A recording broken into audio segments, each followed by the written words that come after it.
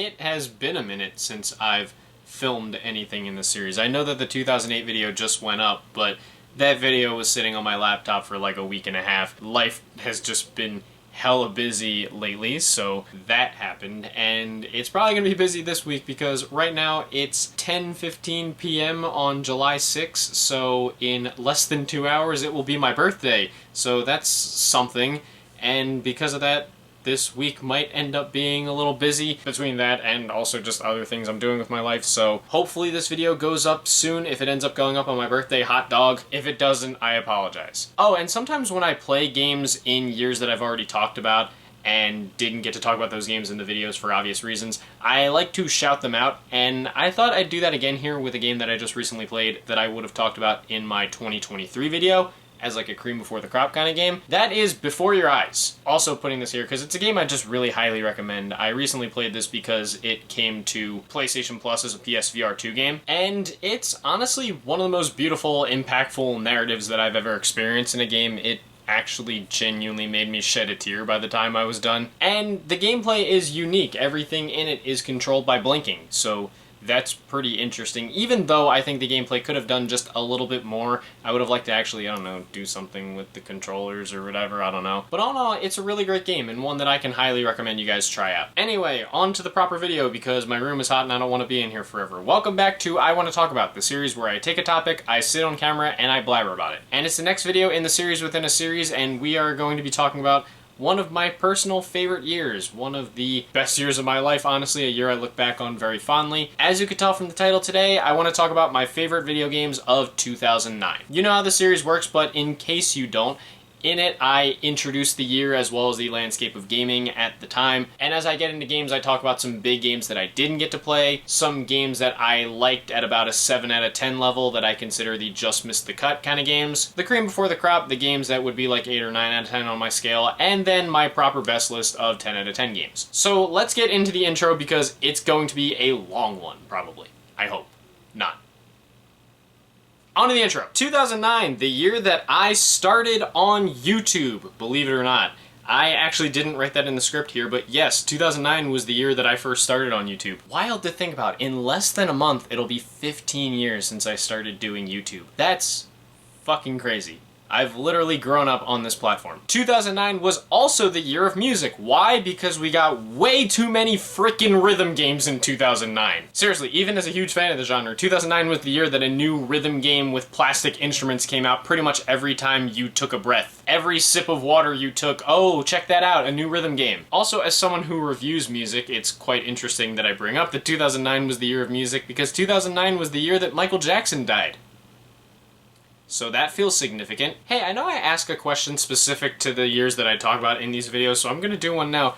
Where were you when Michael Jackson died? I know, totally off topic to the video, but honestly, if you guys want to tell me your stories, tell me in the comments. I'd love to hear them, because I remember where I was. I was with some extended family at the shore, and we were about to go to the beach because they were showing a movie on the beach. They were showing Rocky, and not long before we were about to leave, there's the news. Sorry, not the point. The gaming is the point of this video, and in the gaming world, 2009 was freaking awesome. There were a lot of awesome games in 2009, and the landscape of gaming was obviously in a pretty good place. Looking at the console manufacturers as I like to do, the Wii was continuing to fly off the shelves, as even though its flaws were clearer than ever up to that point, with it being a non-HD platform with not as good online play, etc., etc., there was just no stopping its domination. At that point, 7 of the top 10 highest selling games of the year were Wii exclusives, so obviously people were still buying the thing, and Nintendo DS's were flying off of shelves as well, as they were known to do. Nintendo also helped itself in that regard that year with the release of a new version of the Nintendo DS, the Nintendo DSi, which wasn't massively different than like a Nintendo DS Lite was, but it did have 2 internal cameras and SD card slot that allowed the system to have both internal and external storage,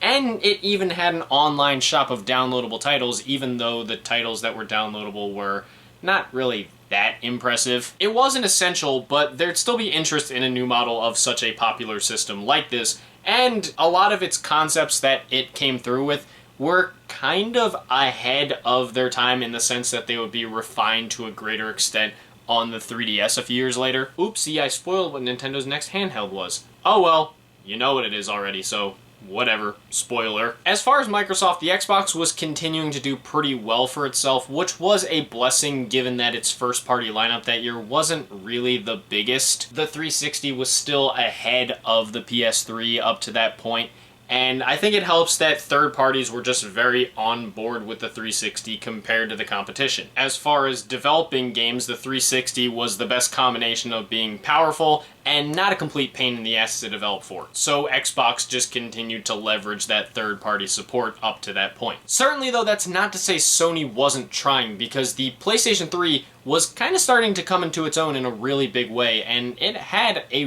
really good year in 2009. It actually started to slowly inch closer to the Xbox 360 in sales thanks to a variety of factors. One, a much needed price drop, cutting the system to $300, which made it much more enticing to buy. Two, a stronger lineup of exclusives that included one game that topped many Game of the Year lists, which helped sell the system to a lot of people, of course. And three, a new hardware revision with the PlayStation 3 Slim. This is actually the model of the PlayStation 3 that I have in my room right now. It's right over here. I'm not going to take the camera off and show it because it's kind of messy over there, but this is the model that I have, and it was actually a vast improvement over the original version of the console. Alongside the slimmer form factor, it was much better thanks to its lower power consumption and much better cooling system. I do still miss the PlayStation 2 backward compatibility, which was taken out with this hardware revision, but it certainly beats having the yellow light of death, which I had like 3 times. Ugh. Also, it was with this that they changed the PlayStation 3's font from the original Spider-Man font to something a little different, which, I mean, I like the Spider-Man font, so I was a little bit sad, but it's not that big a deal. What they changed it to looks good. Nevertheless, it was good that the PlayStation 3 was turning things around, because the PSP was heading in the complete opposite direction. Sales were starting to fall just a bit, and it didn't help that Sony's attempt at a hardware revision had gone horribly wrong. Behold, the PSP Go. A year after dropping the PSP 3000, which was another slimmed down PS3, Sony released this thing. A flip phone looking handheld that was all digital. No UMDs here, everything was download only. It's like they were trying to predict the all-digital future years in advance. Ultimately though, this model was discontinued after a little over a year because the higher price of it compared to other PSP models, plus the lack of a UMD drive, left few people to really give a damn about it. At one point I think they were even planning a relaunch of it, but yeah, it doesn't seem like that ever happened, or if it did happen, it didn't last very long because the system was discontinued after a little over a year. And unfortunately, this was only the beginning of Sony's downturn in the handheld world. As far as big third-party things, there wasn't a ton I was able to find, but 2009 was a pretty big year on the convention front because E3 was back to its normal self. After being the E3 Media and Business Summit in 2007 and 8, and seeing a huge downsizing and record low attendance of, I believe, 5,000 in 2008, things were expanded back into their normal form in 2009. Audience numbers jumped way up because the event was open to more audiences, obviously qualified audiences, but more audiences nonetheless. So that was pretty good news, and what was also good news was that 2009 was the year of the first ever Gamescom show. Gamescom was the follow-up to the Leipzig game convention that took place in Germany, and it basically was the European version of E3 to some extent at least. Supposedly it's actually the biggest gaming event, at least by exhibition space and number of visitors, which is pretty wild to think about.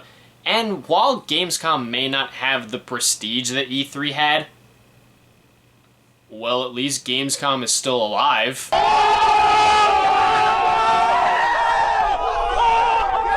Sorry, couldn't resist. Anyway, that intro was pretty long, so let's just get on with the games, and there were some notable snubs, some pretty big games in 2009 that I didn't get to play. Just looking through what I could find, Dragon Age Origins was 2009, and I know this is a game that a lot of people love. I've just never played the Dragon Age series myself. Borderlands was 2009. I'm not too crazy about the Borderlands series myself, but I know that it's wildly popular. This was a pretty huge deal. There was also Demon's Souls, which I know is obviously pretty huge. It was the first big From Software game that really established the current formula that they go for. Obviously, they existed long before this, but this really established the current formula that a lot of people love. And obviously, as a PS3 exclusive, it was a huge system seller. And that's it. No other incredibly important games came along in 2009 that were widely beloved that I didn't like as much as everyone else. Oh, right. Yes, I know. Call of Duty Modern Warfare 2 was maybe the biggest game of 2009 and a game that you can't go without talking about. I played the game through the campaign remaster, so I know I kind of missed out on half the game, and a lot of people will say that the multiplayer was the best part and all that stuff. But to me, the campaign just felt like more of MW1, and I just wasn't really that crazy about it. Not that it was bad, it just kind of felt to me like the gaming equivalent of a fireworks show. Kind of pretty to look at, but not really that interesting, and once it's over, all you can really think of is, wow, that was a lot of noise. I feel like this was really the early point where Activision kind of knew that they could coast with Call of Duty because it was such a big cultural moment. And yeah, I just think I would take the first MW over it.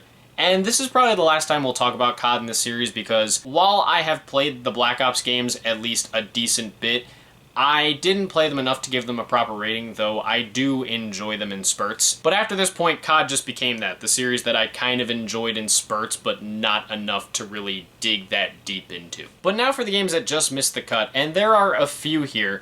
A few of which are rhythm games. Again, get ready, we're going to be talking about a lot of those in this video. One is a bit of a surprise, some of you probably haven't even heard of this game, but 2009 saw the release of a WiiWare game known as Let's Catch that I really liked, from former Knights and Sonic creator and apparent convicted felon Yuji Naka. It's a very relaxed game, pretty much centered entirely around playing catch, that actually has a pretty emotional storyline, even though it does get a touch repetitive.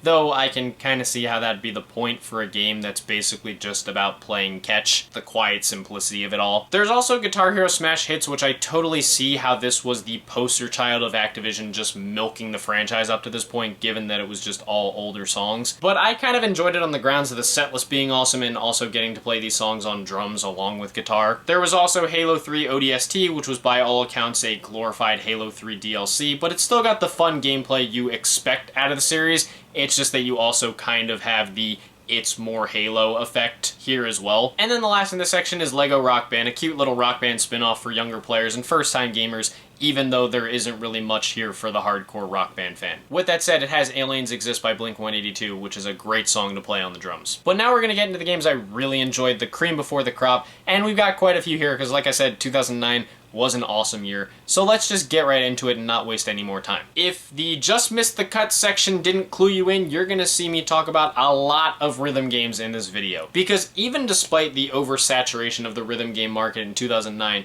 the problem wasn't necessarily the quality of the games. The pure games themselves were actually quite good. It's just that there were too many of them. Still, they were enjoyable, and Guitar Hero Metallica, in fact, is by far the best band-centric game in the Guitar Hero franchise, and it would probably be the best band-centric rhythm game period, if not for one more game that we're going to talk about later. Even as a band-centric expansion to Guitar Hero World Tour, it still actually added some new stuff to the gameplay to make it a bit better, like the Expert Plus mode for drums that offered proper double bass drum charts. And across the board, what made the game impressive for me is that you can really feel the love that Neversoft had for Metallica when they were crafting this game. It was a truly great tribute to the band that really didn't skimp on their history or anything like that, and it felt truly respectful to it. It was also nice to have a game like this that had its share of challenge, but not to an overwhelming degree like some felt that Guitar Hero 3 was. And I'd have been a little more positive on the game, but again, when I was younger, I only had it for the Wii, and the load times were longer than a run of Merciful Fate. Obviously exaggerating, but you know what I mean. Still, it was definitely an all-around great band-centric game and an excellent tribute to a goated band. As I said earlier, the PlayStation 3's first-party lineup was utterly loaded in 2009, and there are quite a few games that I'm really excited to talk about in this video, one of them being this baby right here. Infamous. This was another game that I took a long time to play because my extreme addictions to Guitar Hero and Smash Bros. And baseball games stopped me from actually playing and beating my games until like 2015 or so. But Infamous is a game I remember good and well from back in the day because of my brother playing it. I'll probably repeat it ad nauseum, but in the times when I wasn't playing enough games, I was at least able to experience them from watching my brother play them. And I remember watching him play this series a pretty good deal. And after experiencing it myself, the original Infamous remains a great game, even though it does have some age-related warts to it. It was a bit glitchy, and I did kind of hate that some parts of the game did that whole throw a bunch of enemies at the player and call it difficulty thing, but it still had a nicely populated open world, some excellent traversal mechanics, incredibly badass combat, and a really cool karma system that changed the game based on whether you engaged in good actions or evil ones. Having the cutscenes also presented in a comic book style was also a cool aesthetic touch, and ultimately it's definitely a game that is really good. I really enjoyed it, and it laid a great foundation for the rest of the series to follow. It's also sad to me that of all the PlayStation 3 games that Sony has reissued, Infamous is not one of them. I'm really surprised at that, and I hope that Infamous 1 and 2 get a reissue on modern platforms at some point. Certainly feel like that makes more sense than Until Dawn remaster, I'll say that much. Oh yeah, even as someone who leans more toward Marvel than DC with my superhero interests, you know I couldn't go through a 2009 video without talking in some way about Batman Arkham Asylum. After all, Batman fan or not, this game was a quantum leap forward for superhero gaming at the time of its release. Even though I didn't play it when it came out, again, Guitar Hero addiction and all, I still distinctly remember its release and what a ripple effect it was, especially because, again, my brother was a huge Batman fan, and he's played the series more times than I can count. And sure, I know that it's a big meme to say that Arkham Asylum really makes you feel like Batman, but honestly, it's true. Between the gliding mechanics and the traversal, the gadgetry he has at his disposal, his use of stealth and meticulous planning, and the unique free-flowing combat system, which can take a bit to get accustomed to, but pretty much works exactly how Batman should be fighting in a video game, and it's still unique and clever and fun to play to this day. It's like they took a game like Spider-Man 2 and pushed its ideas more while also accounting for the fact that you're now Batman instead of Spider-Man. Had the boss fights been more interesting, this would have easily been a 10 out of 10 and it would have made my list proper, but even without that, it's a fantastic game and one of the best comic book games that you're going to find. Even with what the follow-ups would do, I still highly recommend giving Arkham Asylum a shot. See, we're right back on rhythm games. Like I said, even despite the glut of them, the games themselves were not that bad. And in Guitar Hero 5's case, back when it came out, there were some people who were saying that this was one of the best games in the series. Now, I wouldn't personally go that far, but I do like and appreciate what they were doing with this one to change things up a bit. Because Guitar Hero 5 was up to this point, and probably by the end of things, the most accessible entry in the series. It even included a drop-in, drop-out party mode that kind of encouraged players who weren't so great at the game to just jump in and enjoy themselves. I also appreciated this game because the custom song creator actually now allowed players to make longer songs with more notes and even chart out their own star power phrases, which was good because as someone who couldn't play the PC version of the game at a time when custom songs were on the rise, I was able to play at least mostly accurate versions of them through this game. It's also funny because this was actually a somewhat controversial entry in the series because one of the playable avatars in the game was Kurt Cobain, and because of that, the game allowed players to use him for any possible song. It was very controversial at the time, and to that I say, hey, you've never wanted to see Kurt Cobain sing along to the soothing sounds of Play That Funky Music by Wild Cherry? I'm kidding, I'm kidding, I'm kidding. But that is one thing I will say. Guitar Hero 5's setlist was odd. I think they wanted to make it a little bit too diverse in its soundscape. They tried to please as many people as possible, but the overall soundtrack ended up being a bit underwhelming. And honestly, I think the game was far too easy. Like, there were fun songs, but not a lot of crazy, oh my god, awesome ones. Most of my time playing Guitar Hero 5 was spent playing custom songs, not the in-game songs. But still, it's a very fun game and definitely a good entry point into rhythm gaming for new players. And speaking of rhythm gaming, of all the rhythm games to release in 2009, I don't think there was one that was more hyped than this. I distinctly remember it being the cover article of a Game Informer magazine, and by this point in time, rhythm games didn't really do it like that. The Beatles Rock Band was huge. It was already a pretty huge deal that a band like the Beatles was licensing out their music to a game like Rock Band, because with how legendary and iconic the Beatles are, they don't just give out their music to any damn body that comes a-knockin'. But Rock Band was finally able to make it happen, and its release also coincided with the release of remasters of the Beatles albums, and suddenly Beatlemania was back in business. 9909, baby. And the game itself was really good. Across the board, it just feels like this game was a massive love letter to the Beatles as a band, and it was great to see just how faithful they were to the group and how they managed to not skimp on including a lot of the group's iconic songs. And I'll also admit that this game was actually where I first really started to learn the Beatles' music, so obviously that's very cherished and important to me. Also, while I do like that Guitar Hero's band-centric rhythm games did include some adjacent songs to the respective bands, I kind of respect it more that in a game like the Beatles Rock Band, They just stuck to doing Beatles songs and didn't try to throw in much other than that. It was also cool that they designed the peripherals after the group's actual instruments, and the new vocal harmonies feature was a very nice touch as well. And while the game was a touch easy, I feel like that's not as bad here because the Beatles music is universal to the point where it's not meant to be crazy difficult. Especially as someone who plays the drums in real life, I know that Ringo Starr, who I share a birthday with, happy birthday Ringo, wasn't someone who was gonna blow you away with crazy intense techniques. He just was more about the feel and flow of the music, and I feel like playing Beatles songs will kind of help you appreciate that side of things. A little bit of just simple technicality and nice feel and flow, as opposed to some kind of crazy vexatious patterns. And I think that's what makes this game special. It's by far the peak of band-centric rhythm gaming,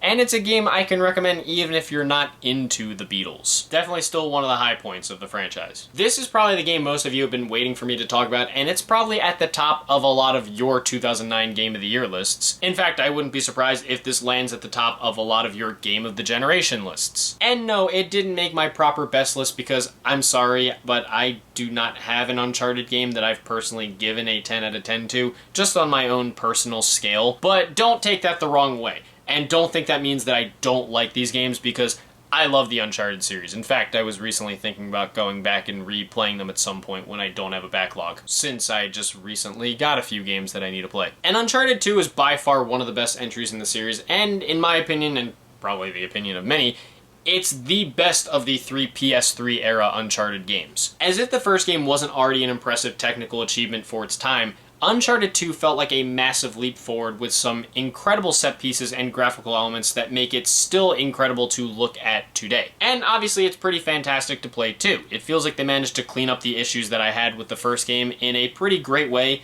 to make it feel like a much smoother experience without introducing new frustrations or anything like that. The writing also went in some pretty interesting new directions too, and all in all, while it might not be like one of my all-time favorite games, Uncharted 2 is still fantastic, and it's easy to see why it remains so beloved after all these years. I promise this is the last rhythm game I'm going to talk about in this video, and it's one that I'm very excited to talk about because, man, did this game go underrated. Give Activision some credit.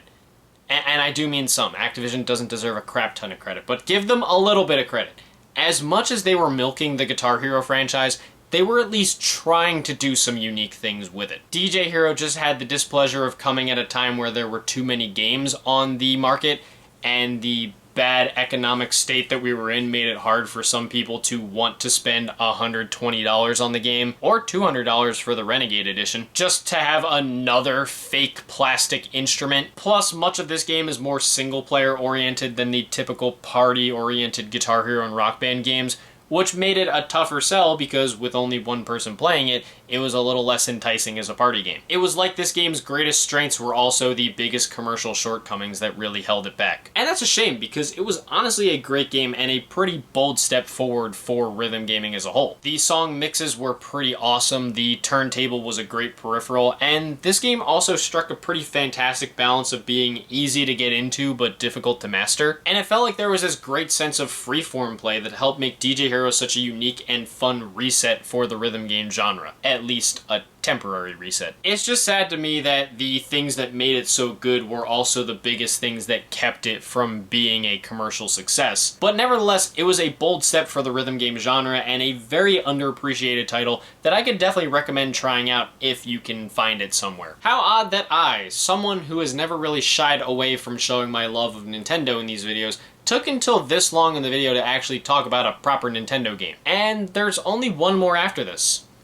Yeah, 2009 was a much lighter year for Nintendo. A lot of new play control games, more on that later, and the only other big game was Wii Sports Resort, which I didn't really play a ton of. But at the very least, I could talk about this. Now, New Super Mario Bros. Wii is a game I played through the entirety of, as I played through all of the New Super Mario Bros. Games.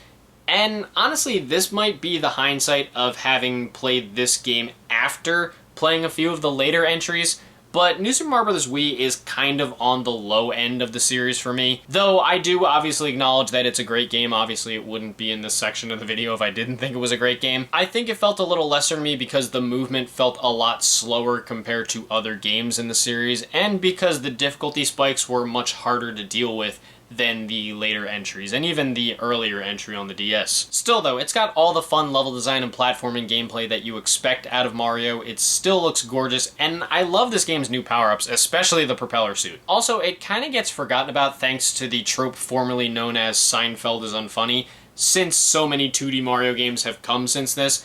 But this game was a pretty big deal for being the first 2D Mario game on a home console since Super Mario World, or World 2 if you count that as a mainline Mario game, for actually having multiplayer in a mainline Mario game, which is something Miyamoto had been wanting to do since the beginning, and for bringing back the Koopalings for the first time in a while. Modern games have definitely overdone it a touch to where the excitement for this is a bit forgotten, but New Super Mario Bros. Wii is still a great game, and it's definitely worth playing today, even if I think some of the other games in the series outdo it. But fuck World 9 though. Yes, that's right, because this is the era where these started to become popular, remaster collections will be discussed throughout this series. And no, the God of War collection was not the first remaster collection of its kind. In fact, far from it, I'd say. Super Mario All-Stars predates it by 16 years, and Mega Man The Wily Wars predates it by 15.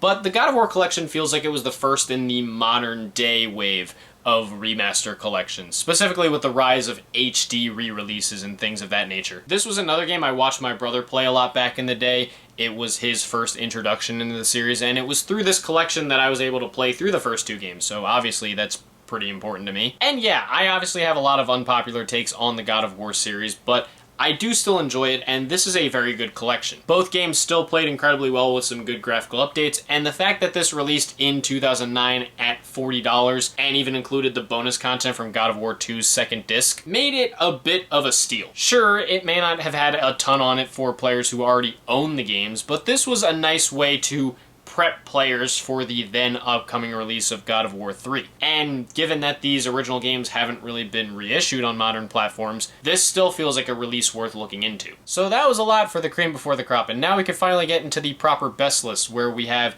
two games to talk about, but there is an honorable mention. This is a game that would have gotten a 10 out of 10, or did get a 10 out of 10 for me, but I didn't include it in the list proper because it's a re-release of some kind that's not like a full-blown remake. So it's kind of in that in-between area between the cream before the crop and the actual best list. But I thought it deserved a mention anyway. A big honorable mention for me goes to the Metroid Prime Trilogy. It sounds wild to say, but to this day, Metroid Prime Trilogy remains the only remaster collection that I've actually given a 10 out of 10 to. And it's not because I think every game in the series is a perfect 10. I talked about Metroid Prime 2 in my 2004 video, so you know how I feel about that. But with that said, I consider this collection to be a 10 because this, to me, is how you do a remaster collection. This was a collection that we got here in America because in Japan, as part of the New Play Control series that we also got, Metroid Prime 1 and 2 were released on the Wii over there, but here in America, we got those along with Prime 3 in a trilogy bundle. And yes, 3 great games with obviously great touching ups of the visuals, but I'd honestly say that the Wii's motion controls are what make this collection so great. I know a lot of people don't like motion controls, but to me, the motion controls in the Prime series are damn near perfect,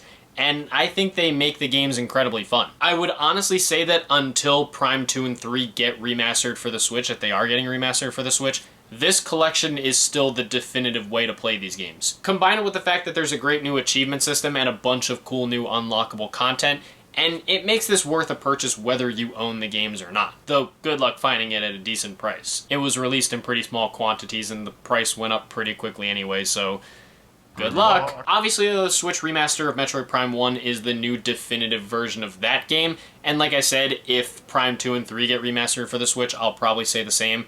But this is still a very fantastic collection. So now on to the actual list, and I want to get through these few games quickly because I am really sweating right now. So starting off at the number 2 spot, a game that many wouldn't really expect to be on a best list for a given year, but again, this is my list and this game is very important and special to me. I gotta go with MLB 09 The Show. Yes, I know, it's strange to see a baseball game in this section of the video, but MLB 09 The Show is a very personally special game for me, and even beyond my opinions on it. It feels like this is the point where the franchise really saw its big breakthrough. It was the point where MLB The Show became, by Sony's assertion, the most realistic baseball game ever, and it was a huge step forward for these kind of games. And just on a personal level, it came at a great time for me since I was just getting into baseball around this time, and after a family member bought the game but didn't play it much, I just chose to jump on it myself, and I fell in love. I'm not usually one to ooh and ah over graphics in video games, but I remember seeing this and being absolutely mind blown by it. It was the first time that I truly realized just how good video game visuals were getting. And even now I look at this game and I'm still impressed. It sounds weird to say that I enjoy the visuals in this more than some of the modern MLB The Show games, but nevertheless,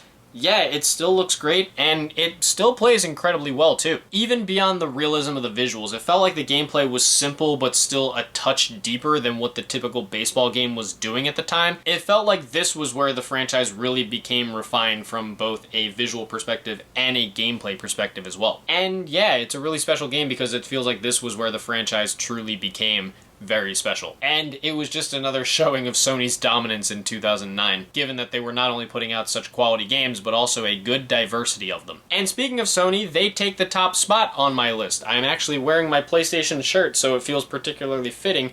But yeah, I know, it might be shocking if Uncharted 2 is not at the top of my list. What could be? Well, this really shouldn't be that surprising, given what I've talked about in the series, but my favorite game of 2009, my game of the year that year, I gotta go with Ratchet & Clank Future: A Crack in Time. You had to know that sooner or later a game in this franchise would hit the top of my list, and yeah, A Crack in Time is a truly special game that was by far the best the series had done up to this point. Which is a tough thing to say because this franchise has consistently been really good. It's actually crazy to think that A Crack in Time was almost going to be the final entry in the Ratchet & Clank series, and while I'm obviously happy that it wasn't because I love the series, and I honestly even think it's gotten better than this a few times, if it had been the final entry, it would have been the perfect way to go out because this game really feels like the culmination of everything Ratchet & Clank was doing up to that point. It was a pretty much perfect combination of gameplay styles that refined what was already there, while also adding a lot of new, unique ideas to the formula. Like the much more fleshed out space traveling, Ratchet & Clank both played extremely well. I think those puzzle sections were actually really cool. The visual presentation was awesome, the level design was fantastic, of course, and the story even had some great emotional moments to it as well. It all just comes together phenomenally in a way that makes this a truly special entry in the franchise. Again, I'm glad it didn't end up being the last one, but if it had been, this would have been a tremendous way to go out. With that said, it's truly a great thing that Insomniac is the king of raising the bar because it somehow got even better after this. But as I tend to say, more on that later. Whew, what a packed year. Like I said, 2009 was awesome. It was a year that I have a lot of fond memories of on a personal standpoint, but again, from a gaming perspective, there were just a lot of bangers in 2009. And it's gonna continue to be great because 2010 was also a year with a lot of fantastic games, so that's another year that I'm really looking forward to talking about. Until then, this is all my opinion on 2009 as a year in gaming. What did you think about 2009? What were some of your favorite games of the year? What are some games that I didn't talk about? Or some games that you loved that I did talk about? And like I said, every video in this series I tried to ask a unique question to a given video, and yeah, sure, you could tell me your Michael Jackson stories in the comments and I'd love to hear them, but that's not specifically the question I'm going to ask in this video. I talked about DJ Hero, and I consider that to be perhaps the most underrated game of the 7th generation, maybe next to something like Mirror's Edge. But I'd like to know, what to you was the most underrated game of the 7th generation? Be it a 360 game, PS3 game, Wii game, a game on all three, maybe something on the DS or PSP that was fantastic, a PC game that was released in that era. Whatever your thoughts, opinions, and experiences are, leave them down in the comments below. Let's keep this civil and have some fun as we like to do. If you guys want to hit like and subscribe and support some of my other ventures that I have linked in the description, thank you. If not, it's no big deal. I totally understand. And yeah, the 2010 video is up next, but give me a minute on that one because I have been filming for almost an hour. This one video went on a while because of a lot of messiness. My camera being silly. I know, I need to get a new camera, a ring light or something like that. And I needed to turn the autofocus off. I hope it doesn't look terrible. And my room is hot as hell. So if you don't mind, I'd like to spend the last 45-ish minutes of being 25 not having a heat stroke. But still, 2010's coming next, and I'm very excited to talk about that year because there's a lot of great games and a lot of games that I'm really looking forward to looking at in that series. Or video. This is a series, not... You know what I mean. It's hot in here. My brain's not working. I'm gonna go. Stay tuned for the 2010 video, but until then, thank you guys for watching. I hope you enjoyed, and I will see you in the next video. Peace.